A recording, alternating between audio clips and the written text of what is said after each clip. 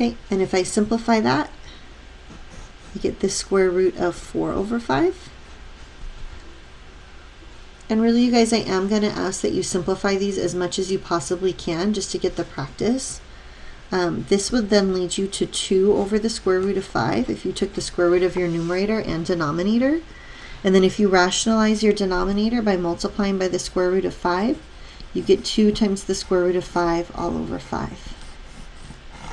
So really the bulk of the work in this question is just simplifying some fraction work.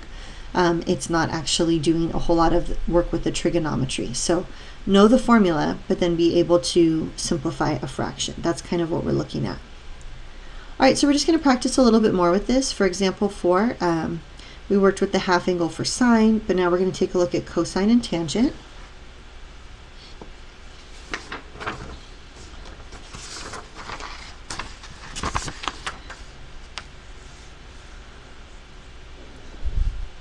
Okay, so for part B,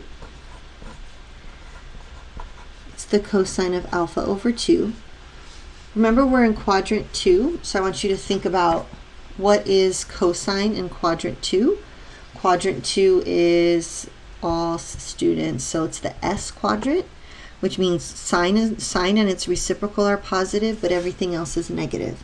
So this is going to give me a negative square root of 1 plus cosine of alpha all over 2. If I just want to stick with the equation, so this would be negative square root of 1 plus, we know that cosine of alpha is negative 3/5 over 2.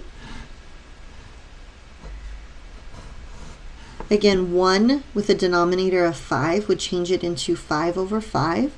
And if I then subtract negative 3/5, I end up with 2/5. So this would be 2 over 5 all over 2. Remember, that means that I would have to multiply by a half, right? Dividing by 2 is the same as multiplying by a half. This would give me the negative square root of 2's would reduce.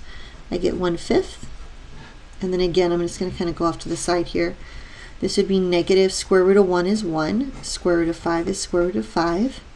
Rationalizing, I get negative square root of 5 all over 5. Okay. And last thing we're going to take a look at in terms of examples is practicing this just one more time with a tangent half angle.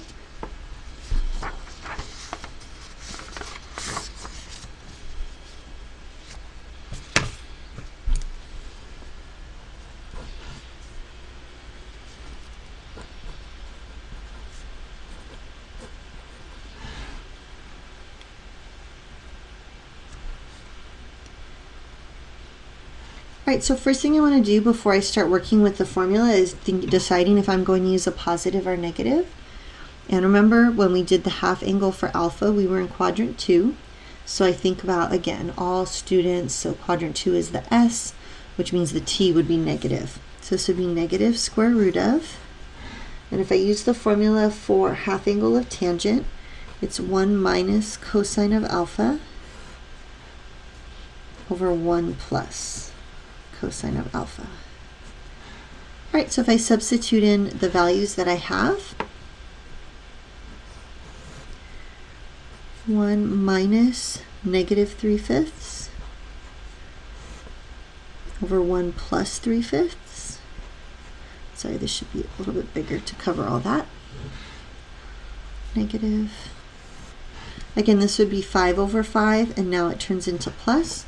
So 5 over 5 plus 3 over 5 gives me 8 over 5. 5 over 5 plus 3 over 5 gives me, sorry, made a mistake there, plus a negative 3 over 5. So I apologize, I kind of missed that negative, which obviously is kind of easy to do, so careful. 5 over 5 plus a negative 3 over 5 would give me a 2 over 5. Thinking about that, this then becomes 8 over 5 times the reciprocal, which is 5 over 2. Let's get that up for you. This would be negative square root of my 5's reduce. I end up with 8 over 2, which is 4. And this is just negative 2. So it kind of started out looking like the most complicated one, but it simplified a lot easier than the others, which is not always going to be true for everything with tangent, but it did work out nicely for this problem. All right, so that's kind of the last example of what you might be asked to do in terms of working with the formulas. I do want to show you a few more formulas to make a note of before you kind of close up the lesson. And that's this one here, or these ones, the half angle formulas for tangent of alpha over 2. So we already are given a formula, and you can stick with that one. But I do want to show you there's a couple other forms that are possible. Just again to kind of do my duty of showing you possibilities. But when it comes to what you need to work with, I would stick with the other angles, you know, the other formulas that I gave you, because it was nice that they all worked within just cosine. You'll notice for if you use this version of the half angle formula for tangent, you'll need cosine and sine, or sine and cosine of alpha. These two, it says that, you know, they're all kind of equal to each other, because if I covered this up and I worked with multiplying my numerator and denominator by 1 plus cosine of alpha, this would be the result. Okay, so they're just kind of different forms of the same values. Okay, so if you just want to make a note of that, but again, I'm not going to ask you to send me a video of all of your formulas memorized or anything like that. So just make sure you have good notes, or at least you have the book out in front of you so you know where all of these angles, sorry, I keep saying angles, all these formulas can be found so you can use them whenever you need to. All right, so that's it for 8.5 on double and half angle formulas. And I think we might just have one more lesson in chapter 8. So have fun, and I still miss you. Wish I could see you, but hope you're doing well. Talk to you later.